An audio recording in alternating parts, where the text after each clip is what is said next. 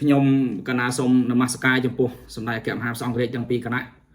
សម្ដេចព្រះជាគណៈព្រះថេរានុថេរៈគ្រប់ព្រះអង្គជាទីសក្ការៈសូមក្រាបថ្វាយបង្គំចំពោះបកូណាជាម្ចាស់ជីវិតអង្គលើត្បូងគោរពសម្ដេចអាយដាមលោកជំទាវលោកស្រីលោកយាយលោកតាបងប្អូនជនជាតិទាំងអស់ជាទីគោរពថ្ងៃនេះខ្ញុំសូមចែករំលែកពីមេត្រានៃក្រមរដ្ឋបវេណីបន្តទៀត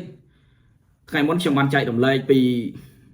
សិទ្ធិទាមទារឲ្យបញ្ឈប់មាត្រា11នៃក្រមរដ្ឋបវេណីមាត្រា12សិទ្ធិឲ្យដកចេញនៅលទ្ធផលនៃការរំលោភថ្ងៃនេះខ្ញុំនឹងចែករំលែកមួយមាត្រាទៀតនៃក្រមរដ្ឋបវេណីគឺមាត្រា13សិទ្ធិទាមទារសំណងនៃការខូចខាតដោយពុកម៉ែបងប្អូនបានដឹងហើយនៅក្នុងមាត្រាមុនខ្ញុំបានលើកឡើងហើយថាបើមានការបារម្ភថាមានការរំលោភនៅសកម្មភាពដែលប៉ះពាល់ទៅដល់សិទ្ធិបុគ្គលទាមទារដកចេញបានឬសកម្មភាពនៃការរំលោភមានការបារម្ភថាសកម្មភាពនៃការរំលោភនៅតែបន្តនឹងមានការបារម្ភឬសកម្មភាពនោះនៅតែបន្តកើតឡើងជាបន្តបន្ទាប់អញ្ចឹងបុគ្គលអាចទាមទារឲ្យបញ្ឈប់នៅសកម្មភាពនៃការរំលោភសិទ្ធិបុគ្គលនោះបាននឹងមាត្រា11ដល់មាត្រា12សិទ្ធិទាមទារដកចេញលទ្ធផលនៃការរំលោភនៅក្នុងនេះក្នុងករណីដែលលទ្ធផលសកម្មភាពមួយចំនួនអាចដកចេញបានខ្ញុំឧទាហរណ៍ថាដូចជាការចេញនិយាយនៅក្នុងបណ្ដាញសង្គម Facebook ក្តីនៅលើបណ្ដាញសង្គមផ្សេងដែលទាក់ទងទៅនឹងកេរ្តិ៍ឈ្មោះបុគ្គលដទៃក្តីដែលធ្វើឲ្យប៉ះពាល់ផលប្រយោជន៍របស់បុគ្គលអ្នកដទៃនោះភាគីអាចទាមទារឲ្យបញ្ឈប់នៅសកម្មភាពនោះបានហើយអាចដកចេញនៅលទ្ធផលនោះអញ្ចឹងស្ថាប័នឬក៏ទីបុគ្គលនោះបុគ្គលដែលបានផុសនោះគ្រាន់តែផុសហើយសុំទោសបំភ្លឺពីសកម្មភាពហ្នឹងទៅនឹងលទ្ធផលនឹងលែងប៉ះពាល់ដល់បុគ្គលដែលត្រូវបានគេប៉ះពាល់ពីករណីមុនហ្នឹងហើយនឹងចំណុចនឹងលទ្ធផលយើងអាចដកចេញបានលទ្ធផលយើងអាចដកចេញបានដោយឡែកមកក្នុងមាត្រា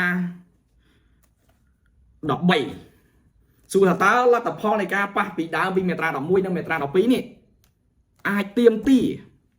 សំណងនៃការខូចខាតដែរឬទេនៅក្នុងមាត្រា13សិទ្ធិទាមទារសំណងខូចខាត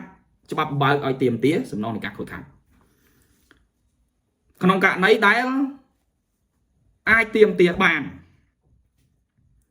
អញ្ចឹងបើកសិទ្ធិឲ្យទាមទារករណីដែលជាទូទៅបើប៉ះដល់សិទ្ធិអ្នកដទៃសិទ្ធិតែអាចទាមទារបានដែរតែអាស្រ័យលើការយោគយល់របស់ភាគីនិងអាស្រ័យលើភាគីរៀងខ្លួនណានឹងក៏ជារឿងមួយដែរដោយឡែកនៅក្នុងមាត្រានេះបើសិទ្ធិឲ្យទាមទារនៅក្នុងលទ្ធផលខ្លះក៏គ្រាន់តែមានការរំលោភអាចទាមទារឲ្យបញ្ឈប់បានដោយឡែកលទ្ធផលមួយចំនួនมันអាចដកចេញបានទេมันអាចដកចេញ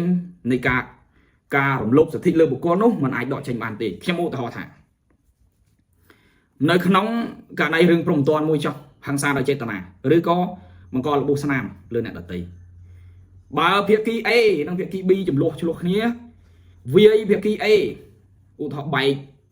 ក្បាលចុះយើងងាយស្រួលស្រាប់បែកក្បាលចុះអញ្ចឹងលទ្ធផលនេះมันអាចដកចេញបានទេមិនមែនយកបំណងទៅវាយមកបំណងទៀតដើម្បីឲ្យរួចឲ្យដកចេញបានទេណាมันអាចទេអញ្ចឹងត្រូវទាមទារសំណងនៃការខូចខាតនឹងលទ្ធផលដែលมันអាចទាមទារដកចេញបានបើករណីលទ្ធផលមួយចំនួន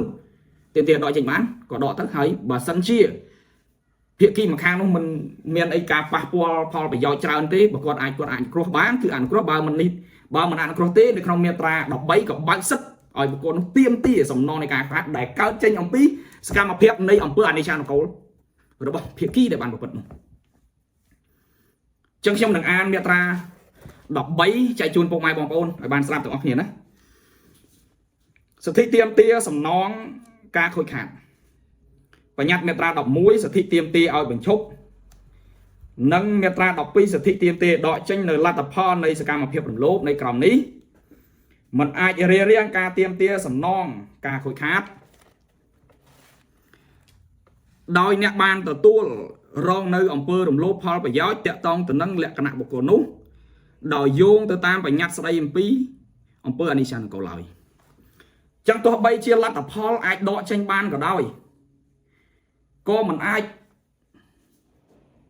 មិនទទួលមិនសំណងទេខ្ញុំឧទាហរណ៍ថាដកចេញលទ្ធផលបញ្ឈប់នៅសកម្មភាពមួយចំនួននឹងហើយប៉ុន្តែបើសកម្មភាពដែលបានប្រព្រឹត្តពេលមុននោះ ប ប៉ះពាល់ទៅដល់ផលប្រយោជន៍អ្នកដទៃអ្នកដែលរងអំពើផ្ទះសនកម្មដែលកើតចេញពីអំពើអនិច្ចានគររបស់ភាគីដែលបានប្រព្រឹត្តនោះអាចទាមទារបានអាចទាមទារឲ្យភាគីដែលបានប្រព្រឹត្តនោះសងសំណងនៃការខកខានដែលកើតចេញអំពីអំពើអនិច្ចានគររបស់ខ្លួននោះអញ្ចឹងពុកម៉ែបងប្អូនណាឧទាហរណ៍ថានៅក្នុងភាគី A និងភាគី B ដដែលចុះគាត់នៅផ្ទះល្វែងភាគី A គាត់រកស៊ីលក់បាយគុយទាវអញ្ចឹងចុះរបស់របរហូបចុកអាហារដ្ឋានគាត់បើកអាជីវកម្មល្អអញ្ចឹងទៅទទួលបានលុយឧទាហរណ៍បានលុយចំនួនបានច្រើននៅពេលដែលភាគី B គាត់បើកហាងដែរប៉ុន្តែគាត់បើកហាងមួយថាលក់អីដែលមានក្លិនឧទាហរណ៍ថាបើកអាជីវកម្មបែបធ្វើជីប៉ុន្តែការធ្វើជីរបស់គាត់មិនបានយកវត្ថុធាតុដើមយកមកធ្វើឬថាជីកំប៉ុស្តចុះបើវត្ថុធាតុដើមយកធ្វើរក្សាទៅឲ្យបានល្អគាត់ទុកនៅមុខផ្ទះហ្នឹងមានលាមកមាន់ឬយើងហៅស្រួលស្រាប់ថាអាចមាន់អាចទាបន្លែជីមួយចំនួនដែលជាវត្ថុធាតុដើមនៃការផ្សំធ្វើជីកំប៉ុស្តហាលនៅមុខផ្ទះស្អុយពេញហ្នឹងនៅមុខផ្ទះគាត់ធម្មតាផ្ទះល្វែងជាប់គ្នាស្អុយពេញហ្នឹងធ្វើឲ្យភ្ញៀវរបស់ភាគីមកខាងទៀតដែលរស់នៅក្បែរគាត់បើកភោជនីយដ្ឋាននេះឡើយមានភ្ញៀវចឹងភាគីម្ខាងអាចទាមទារសំណងនៃការខូចខាតដែលកើតចេញពីសកម្មភាពនេះធ្វើឲ្យប៉ះពាល់ក្លិនដល់អ្នកដទៃនេះដោយមូលហេតុគាត់មិនបានរៀបចំវិច្ចខ្ចប់ទៅតាមស្តង់ដារសុវត្ថិភាពជាចម្បងជាដើមអញ្ចឹងប៉ុន្តែខ្ញុំគាត់លើកមកបញ្ជាក់ឲ្យបានខ្លីចែកជូនបងប្អូនបានស្ដាប់ទៅណាអញ្ចឹងទេថ្ងៃនេះវីដេអូនេះមានតែប៉ុណ្ណេះទេណាវីដេអូនេះមានប៉ុណ្ណេះទេនៅក្នុងមាត្រា13នៃក្រមរដ្ឋប្រវេណីអញ្ចឹងទេខ្ញុំកណាសូមនមស្ការលានិងក្រាបថ្វាយបង្គំលាសូមអរគុណ Daily Poster ខ្ញុំបាទមានទទួលធ្វើស្លាកយីហោគ្រប់ប្រភេទមានស្លាកយីហោប្រភេទមានភ្លើងឬអត់ភ្លើងអក្សរកាត់អាគ្រីលិកជាប្រភេទមានភ្លើងក្តីអត់ភ្លើងក្តីសាញបតប្រភេទកស៊ូ banner ឬក៏ sticker បាត់លើ spot មាន J flat មានជើងបញ្ឈរមុខហាងមានភ្លើងក្តីឬអត់ភ្លើងក្តីនិងស្លាកយីហោផ្សេងតូចធំគ្រប់ប្រភេទបាទបងប្អូនមានតម្រូវការធ្វើស្លាកយីហោសូមទំនាក់ទំនងកាន់ Daily Poster ខ្ញុំបាទសូមអរគុណ